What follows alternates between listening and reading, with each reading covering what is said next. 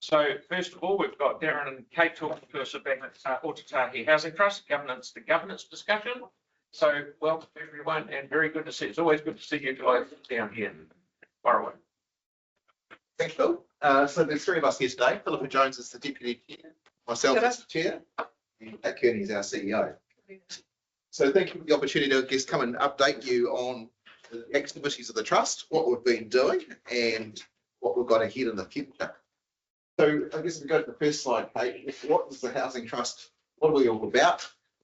We are about being a social landlord and catering for affordable and assisted rental and income-related rent subsidy homes to the people of Christchurch. We also look after the facilities. That includes houses the trust owns and the houses on behalf of the council. We also develop new homes. We've got 3 lanes going under construction at the moment. We've got a number of other projects in the pipeline. And we make sure there's a whole suite of homes right across the 10-year model, from progressive home ownership, assisted rentals, affordable rentals, and making sure we also help people create communities where they belong and grow some skills, enable them to participate in the community, whether that's digital coaching, employment coaching, or connecting with their communities as they join. We're also significantly investing in making sure we've got robust systems with over 2,500 homes. We've got to make sure that those systems are well maintained, whether they're facilities, property management, or development systems, and making sure our people are connected. We've won some awards through our developments. I'm going to share some of those insights. So currently we have 2,100 homes, which includes 2,800 bedrooms. There's been an increase in those as we've built more, moved away from just having the single bed sets to 1 bedroom, 2 bedroom, 3 bedroom. We've been built 5 bedroom homes. So this is, I guess, the pipeline of growth for the trust. We started developing back in 2018 and done over 312 homes. It's been enabled by our strategic partnership with the Christchurch City Council. You provided us $42 million of lending so far to develop new homes, and a total facility of $55 million. And recently, the last couple of years, we've had a partnership with Community Finance.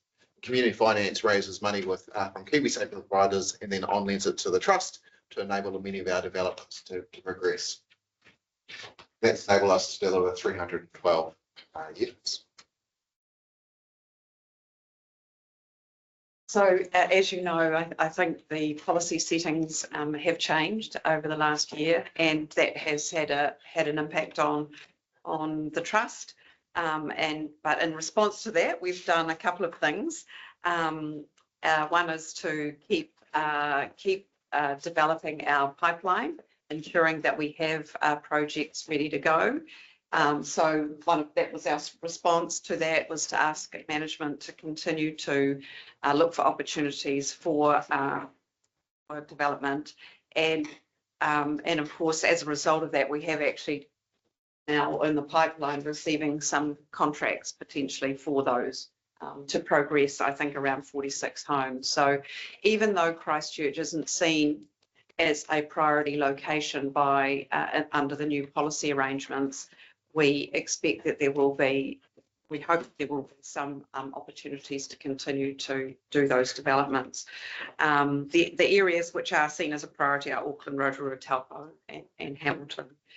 But the other, so we're ready. We're ready. We've got a pipeline. We can keep that going, and that's the focus. But the other thing we've done is to introduce private members bill, which you're aware of, and that the council approved in December last year. So that is something that Kate and the team are closely progressing through the Parliamentary Council Office procedures. So that's in the pipeline as well.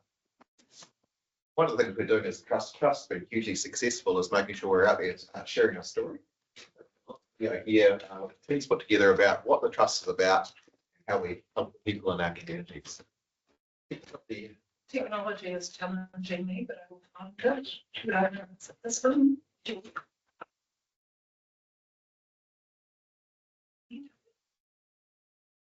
One of the things we're seeing is a really important communication to central government that, how successful the trust is, so that they continue to keep in their, I guess, in their view, and continue to support the activity here in Canterbury.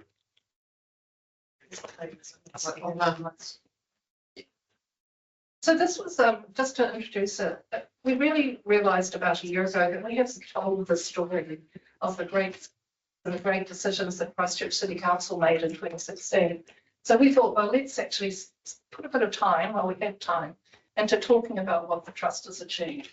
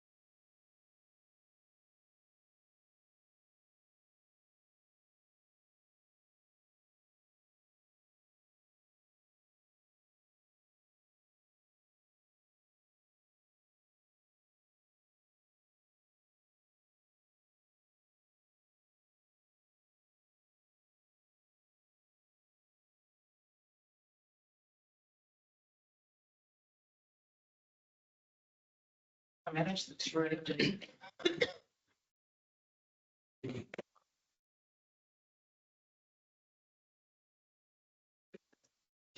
nerve-wracking being on this. So I think the private bill was. That's the next, yes, really, and the video was to help make sure we could tell the story of Wellington about, you know, what we're doing down here, why you need to keep Christchurch on the radar, but we're also that we're doing it very well here. And that's the nature of the private bill. It really came out of trying to help our neighbours and Selwyn and Waimak is actually, we found in our trustee, we couldn't, you know, help create a Christchurch partnership with housing without having some enabling changes to our trustee. By helping our partners and helping our neighbours, we'll help scale up here in OCHT. That will, you know, anything which we set up new communities, they'll have to be funded obviously by where those locations are, but it helps offset all our costs here in Christchurch, brings back and increase the services that we can offer here, and also helps our neighbours. And we've got good systems and models which we're currently giving away, but that's an opportunity now for us to get a return for using those systems processes, scaling them over more homes, and which helps reduce the cost of delivery here in Christchurch and increases our ability to develop more homes here.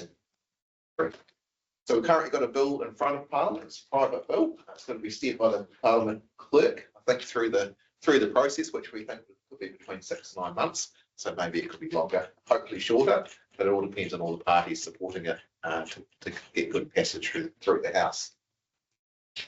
So just so you know, we're almost at the stage where all of the final administration of Parliament is completed, and then public notices will go out and you will get a formal letter advising you that the process has started. And then from there, we have a notice period, a couple of weeks, and then it goes through the parliamentary process. So just back to our pipeline. So despite the change at a national level around housing policy, we haven't stopped. We've got an active pipeline and we really want to maintain the momentum. We've got 57 consented properties there, or homes, and we expect to have the majority of those finished by November this year and the remaining in September next year. So yeah, thanks. And 200 of master planning. So the idea is, regardless of what policy settings are out there, we'll just keep designing and regenerating communities so that we do get better homes for us. So this bit is me, actually. I'm going to whiz through the sort of 9-year outcomes, the stats on what we've achieved over the 9 years. The pictures you've been seeing on the way through is some of our lovely team who are really engaged in doing the best they can for our tenants. So this one is about tenant satisfaction, and you can see from when we started sort of looking at the stats really from the end of June 2018, satisfaction was good. Satisfaction has actually stayed high all the way through, but what you should be really pleased about is the grey and the orange lines were about satisfaction with their homes, and that has just increased over the years as council has invested so much more in maintaining their homes. So you're investing about 10 million a year in upgrading the homes, and you can tell how consistent the satisfaction is with that investment. The other thing that's really great is the number of upgrades we're able to do. So again, we started small back in 2018, but by last year we're doing about 160, and that's when they're vacated. We'll turn them around, give them a refresh, and rent them again. But we're also doing major upgrades. They take a bit longer, but it might be a half-life refresh. It might be refurb of some major kind of concerns, and then turned around and we can let them out. I love this one over here. It actually tells the story about the condition of the stock. So these are the repairs that are reactive. They're either ones that have to be fixed immediately because it's health and safety, or they're just reactive repairs that have called through. You can see from about finance year 22, June 22, the number of calls received has dropped, and they've dropped significantly because the quality of the house is so much better that we're actually catching things before we have break fails. So it's really great, especially even in the emergency space. We're not having as many emergency calls. And there's a similar trend here. This year we've got lower calls to our call centre. We've dropped from 38,000 to 22,000. And I'm told it's because actually tenants are quite satisfied with the level of service they're receiving. And we have more people out in the field. There's always different ways that they can communicate with us. So our time to pick up a call, 8% of calls are answered in 30 seconds. So it's not that we're dropping calls. It's just that tenants seem to know how to communicate and are getting the kind of communication. Thanks, Kate. And this slide just largely summarised up, I guess, the performance of the portfolio and what's enabled council. There's been an annual rent over the last period for the last sort of 8 years of 135 million.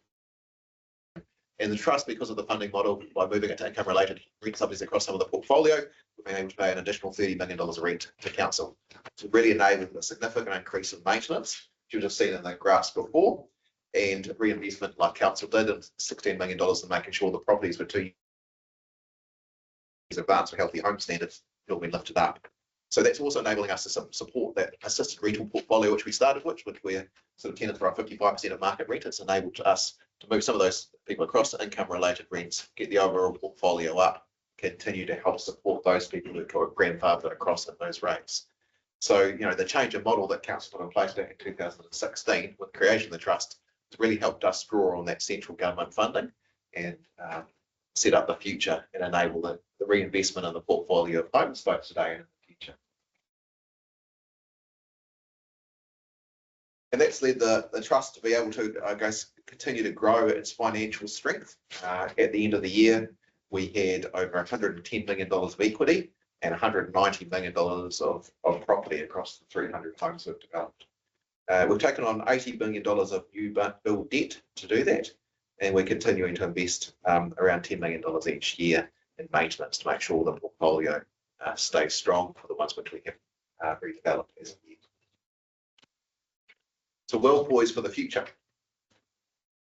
And really, yeah, just to summarise, I guess what we've said is we're very proud of the fact that we're very tenant centric and enabling people to have happy and healthy homes to live in is our focus.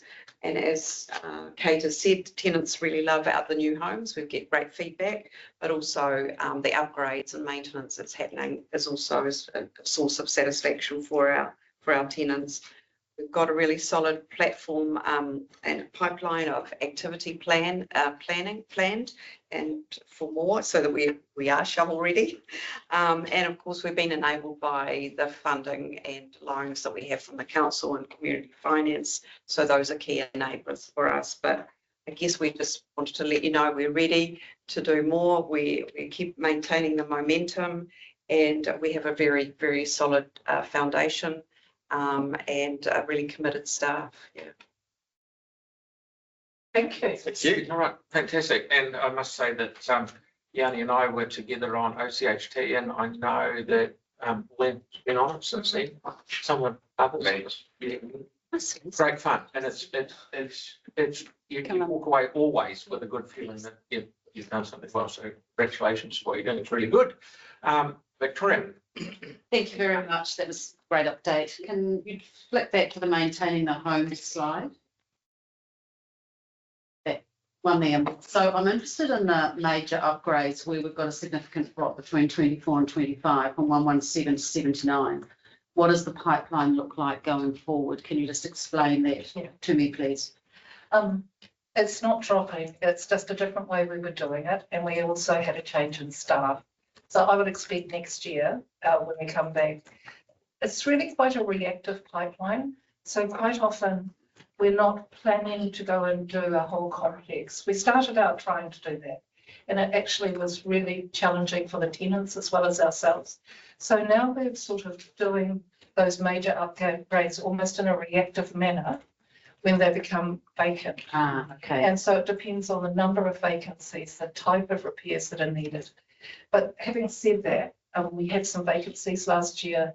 This year, we're looking at it again. Can we get back in and do some of these planned programs of work so that over time, if we take a different approach to the first one we tried, which was disruptive, can we still, at the end, let's say we've done a whole complex over maybe a year instead of the way we were doing it? Thank you, Sam. And then just move forward to 2 more slides with, no, back one. Keep going, 1 more. And the next one, next one, next one, next one. Let's come up, next one. No, I lost it. The one that showed the equity and the second one later. Yeah. Oh, did I get that one? Great. Yeah, right. Yeah. So I'm interested in the variance, please. So you're showing where your OCHT equity is. You've got your property, you've got your equity. I don't have any context on where you were last year, the year before, the year before, and where you're going for next year and beyond. Can you comment on that, please? Like it's a continual growth pipeline. How much it grows each year is dependent on the redevelopment pipeline and the revaluation uplift. Like, so we're making a surplus of about 6 to 8 million, which we can reinvest in growth in new property once we have depreciation. But it's the uplift in the complexes we develop can step that up, which then unlocks us to do more. Think of it like a snowball. It took a long time to turn, but as we're getting bigger and bigger, it actually grows. So your forecast then for the next sort of 5-10 years will take you where? Oh, growth, I imagine. Double. We're just going through, we might be able to answer that question more thoroughly next time with this councillor. We're just about to do a major project on a strategic pipeline and looking at all the developments of our existing stock, speaking to council about some stock that is getting to end of life. So potentially we can look at those together and see how can we get the best out of this portfolio. And that will also give us a financial. Thank you very much. Yeah. Thank you. Yeah, thank you for the work that you're doing. I'm really interested in the tenant satisfaction, but particularly around the perception of feeling safe. And I'm just wondering if you've got any data around how tenants feel around safety and security, and particularly interested in the well-being in the bigger complexes where you've got, you know, not just a couple of units, but you've got some of the new developments where you've got Brom Street, for example, or sorry, I know this one in Sprayton that you've done, or Willard. Are you tracking how people feel about the more intense housing with greater numbers? I think let's answer that part. I mean, I think as we design the future, it's even if there's a large community, they need to be broken up into smaller communities within that. We know the smaller communities have less challenges than large groups of people in one location. So our design focus is now shifting to make sure they're standalone and they're broken down into smaller groups. So that's the community thrives more in terms of safety. Yeah, so we don't analyse by complex, but we always know, we sort of have a sense of where there might be challenges. What Darren's saying is absolutely correct. We found if we put more family homes in, it builds a sense of community already. So where in the beginning we responded to what's the greatest need, which is 1 bedrooms. We're now saying we can put in 1 bedrooms, but let's have whānau alongside them, and they build community much faster. So we've found that in Carey Street has built a great community. We're not getting any kind of negative feedback. Willard Street has been incredible. It just has been great. There's 35 homes. Where we've had 90 homes, we've gone back and actually separated them into 3 discrete communities. And that's having really good results too.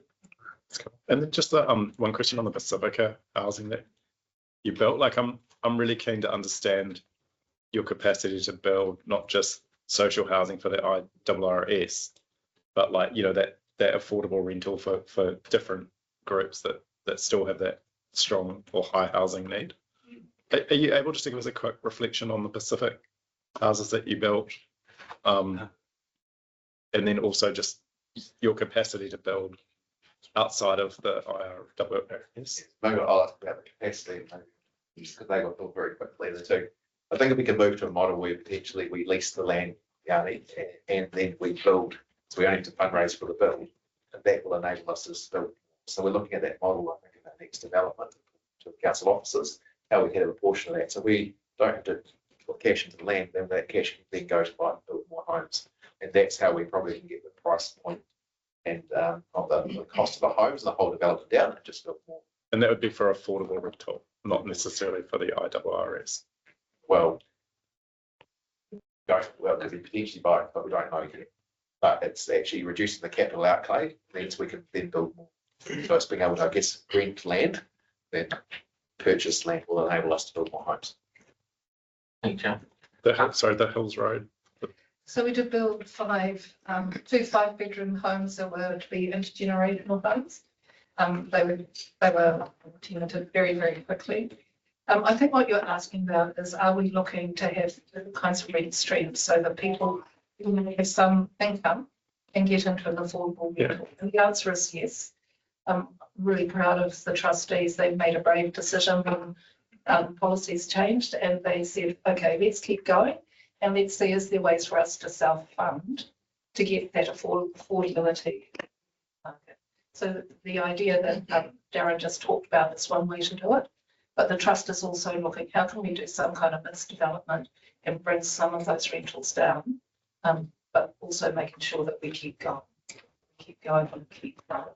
So Kate, what's it, if I may, the 5-bedroom ones, they were for multi-generation, so 3 generations in one home. So the way they were built, we had the ground floor with the accessible showers and bathroom, and the older ones, and then how many bathrooms? 3? I think it was 3 bathrooms and there's 2 lounge areas, you know, all on the same floor. And so that people had space to, ones could be there, elders could be in another space, and it's worked incredibly well. Yeah, is there a demand for that? Or? There are still 5 people on the housing register who are looking for 5-bedroom homes. We're now working with the Pacific sort of social service groups so that we can identify pipeline of people. Thanks. Celeste, please. Thank you. I've just got a couple, but in terms of the assessing the need across the city and understanding that there's been, changes in government sort of approaches to providing social housing, I was looking online and they were talking about we need sort of 6,700 to be built by 2048, and obviously that's a combination of government and city council. But are we looking at sort of adjusting our delivery based upon the fact that there's likely to be a drop in the government delivery of social housing, so to fill that need? So we already made a decision as group of trustees to keep the pipeline going. That's why we've got 200 under development now, even though they've said the South Island has no need in terms of government support. We know in the background that they're changing that view, but it's taking us some time to work through and actually say the South Island needs it. So we are building. We believe we can accelerate over time, and we're making the investment and getting ready, hopefully the contracts to flow, but otherwise we'll have to self-fund. Yeah, okay. And in terms of other, I think Yanni touched on this, sort of other sort of approaches, sort of, rent to buy and sort of affordable rentals. I know that Te Pakamara and New Brighton has sort of looked at some of those other things that are kind of serving quite a wide demographic and probably sits outside the sort of typical social housing sort of portfolio. Is that something that you'll be looking at? So we've already got 2 pilot projects of progressive home ownership, which is like a licensed occupier that someone can take. Cool. We're just piloting those to see what the impact will be over 5-10 years. Outcomes. And just a couple more. In terms of the distribution of stock, I was having a quick look and it seems that there is a distribution, but there's some suburbs like Hawesville and Waimari that have very little social housing. Is it something that we'll be looking at sort of addressing across?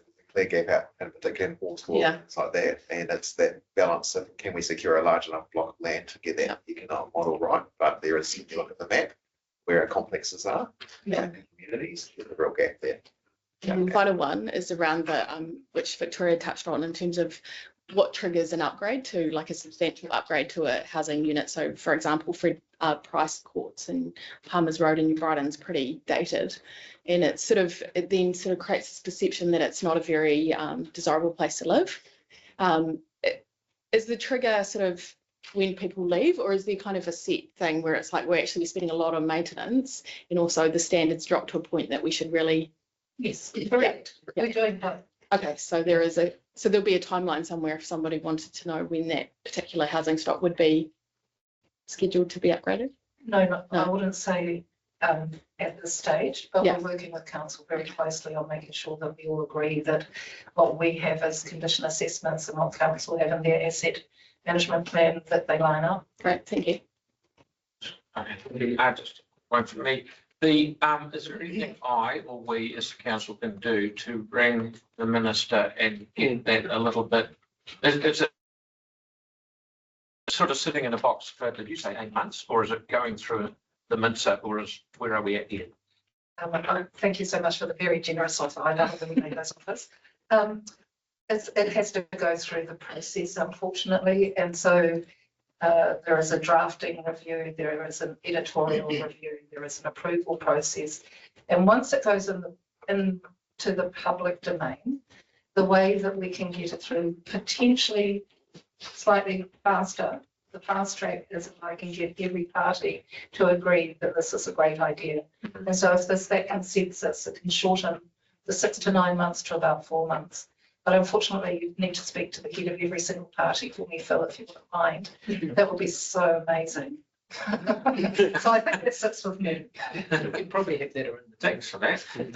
And just I know Yanni was talking about affordable housing, and I'm very keen. Now, down at Carey Street, you had 6 or 8 that were affordable to buy, not rent, is it? So we had 5 that were progressive home ownership. Yeah. So they were sort of half the market price. And Yes. they've all been sold. Yes. And we have another 12 coming on this Blue Place, what's now known as 3 Lanes in Spraydon. Right, and all of that one, the glue place, which it was, that's complete now, is it? Just about? Okay. Now, if you wanted to, well, what you would like to do, is it like to Andrews Crescent you want to go next, or is that the next cab off the rank, so to speak? Yes, I'd like it to be one of the next ones that we move to. Okay, oh, that's good. Kelly? Yeah, thanks for that. Fascinating and amazing that you guys do. Just interested in if you were going to sort of look at rebuilding in a current site where there's social development, would there be a sort of a gain in the number of people that could live on that site? Gradual developments lead to a net gain in the number of bedrooms because they're traditionally one bedrooms and they're traditionally not, they don't necessarily use the site particularly well. So we can get usually, and that's the thing, Yanni's point is that by having 1, 2 or 3 bedrooms, we bring families and older people together in the community.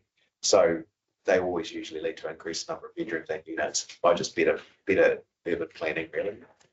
And just, I think you've kind of answered this before, Darren, but just in terms of the biggest block to, biggest impediment to more housing, more social housing, is it land, if the availability of land? I think there'd be a few points. So firstly, if central government allowed some level of support with contracts, you know, we could blend our own, I guess, reinvestment and a bit of central government money, then we could really increase this. The second is having pieces of land, and as the city grows, like Paulsville, like because Kainga Rural has got some land there. Well, why don't you give a chunk and invest it for the purpose of social housing? And as the city expands, if land can be vested, we can lease it for the value it rates. Then we could deliver more homes at a lower cost, keep the price of, I guess, the rents down. And so it's both land and that top up of central government funding to help smooth it out. Yeah, just a final question. Are you in regular contact with council staff about council owned land? Yes. No? Yeah. We've got a We've big got the strip backbone. Oh, we've got enough, that hour and 12, got enough time for 3 more questions. Mark, Sarah, and then. So, hey, thank you for what you guys are doing. You've got a great model and you're doing good work. Do you interact with other organisations like Abbeyfield? That comes to my mind on the management board at Hornbeck, and they've got a waiting list. It's quite huge for elderly people to have communal living. Is that something that you actually have an arrangement with to partner with developments? We have a network, we work with all the providers in Christchurch, we have regular meetings. They generally at the system level, and then if people have referrals to us, of course, we always respond. So, you know, Abbeyfield do great work and we really like their model, quite different from our model, which is probably a higher rent if it was affordable and a lower rent if it was government subsidy. It would be quite interesting to sort of have a conversation around there to see if there's any opportunities to partner on perhaps Andrews Crescent, for instance, and have a portion of their elderly as well as your normal. So, yeah. Thank you, Mark. Sarah, please. Kia ora. Thanks so much. As always, this has been amazing watching it grow over this period of time. Just wondering what proportion of the new build plans now are accessible. I'm just asking because there's something that's being raised quite a lot now is with the new townhouse style. Every home basically has living area downstairs and then a staircase, bedrooms and bathrooms upstairs. If someone breaks a leg or whatever, they really struggle. And do you have any builds where you're doing like just downstairs and then one staircase upstairs, which cuts the need for one staircase internally, like over that space? So we are responding to disability, but we'll all be aware the land in Christchurch is not even always possible to have an even entry into the property. Yeah. So where we can, we've also fitted them out for disability, etc. Wider corridors. The one over the ones, we'll stick with that model because it seems to be so effective and not only the outcomes in terms of a really good looking community, but it works really well for the people who live in those one over ones because they don't even share a same doorway and it's nice for them to have that privacy. Yeah, no, it's just quite a lot of older people who not necessarily disabled but struggle with stairs every day would quite like just one level with everything. And even if it's not fully accessible with, you know, lips and bits and pieces, it's just that whole having to do stairs all the time. And I just wondered if you could just do a couple of test ones where you do, you know, the same space, but you actually get more space because you have one less staircase. within 2 homes. You know what I mean? Because you have to have one staircase that goes up to the top level, and then you don't need one over the same area that you would normally have 2. You know, it's just something to think about. Just but it gets raised with me a lot with this, and how to incentivize developers to do it. And if you guys could show that it could be done and work for tenants, then developers might do it too. If that makes sense, I need to encourage more of that. Yeah. I think ultimately where we're going is a higher density as the use of land. The same density though. Yes, It's exactly the same density to do it but that way. that's our model currently, that there is just one staircase for the first floor. No, Sarah's meaning one unit No, no. downstairs, one separate Yeah, unit yeah. upstairs. Yeah. Horizontal living. Horizontal That's- living that's- rather yeah, than, yeah. so at the moment you've got 1 staircase per home, but you would need 1 staircase per 2 homes. So you'd get more density or more living area. Yeah, maybe we'll have another conversation. Yeah, I think offline. Yeah. Because developers are looking for people who've done it to look at to see whether it can be done. Yeah. A broader. Thank you. Just before Aaron, just one quick question. Kate, you were saying about progressive home ones that are Kerry Street and, oh, sorry, what's it not called Glue anymore? It's now 3 lanes. Three. Sorry, yeah. If, because you're struggling with IRRS money, is that right? If, say, Andrews Crescent was all progressive homes, is there a demand for that many? See where I'm coming from here? If our aim is to get people into houses, not socialised, but people who buy their own houses on land that we own, you own, whatever, and the people can just borrow the money for the house. Is that it work at Kerry's? Is it work well? Could you do with more? A great question. I think 3 lanes will be our test case. We've already got 50% of the homes with names alongside them. And when we did Harry Street, it took us quite a few months to get people to understand the product. So I think if we have this waiting list filled, the answer is yes, we can do more. Or would you just do private rental as well? We can do all of those. Mixed. Okay, Mixed. thank you. And lastly, Aaron, then that's time's up. Sorry. Yeah, so just a question around the priority of who gets housing. How's that ranked? Because originally our social housing for elderly, and at some point in time that changed. Now it's just pretty much everyone can get it. But we have a number of elderly waiting, and including one I put forward who was an older Samoan gentleman living with a flatmate because he couldn't afford to live on his own. He's got dialysis and stuff, and she was still waiting. But yet, you know, young gang members and that can get themselves a brand new cab and live the dream. So how does the priority work? Happy to answer that, councillor. It's dependent on the MSD wait list. So when we have a home that will receive a government subsidy, we go to that wait list, and the people with the greatest need are the ones that we'll house first.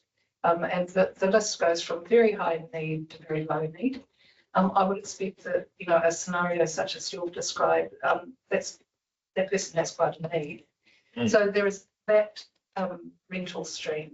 And then the other rental stream we have is the one we introduced last year, where we're having the older homes that are at a subsidised rent of sort of 79% of market. So it's just a matter of sending people to us, and we can see which rent stream they might fit in, really. Right. So, yeah, because I just struggle how someone of working age could get priority over an elderly person with dialysis.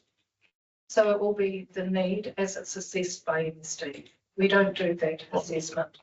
And we are obligated to take those who are most in need of housing. Right, so that's strong 27-year-old guy can get an apartment over a 74-year-old with dialysis. I just struggle with that. I can't explain that to anyone. So do you know how that works? I can talk to you afterwards about it, because I need to know income and all sorts of things, but happy to help. So I'll catch you When you afterwards. think strong 27 days a week. But it's also that's potentially something that the government see about rather than OCHT. Thank you.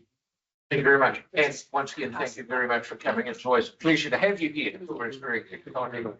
Good, so look forward to the next one. Excellent.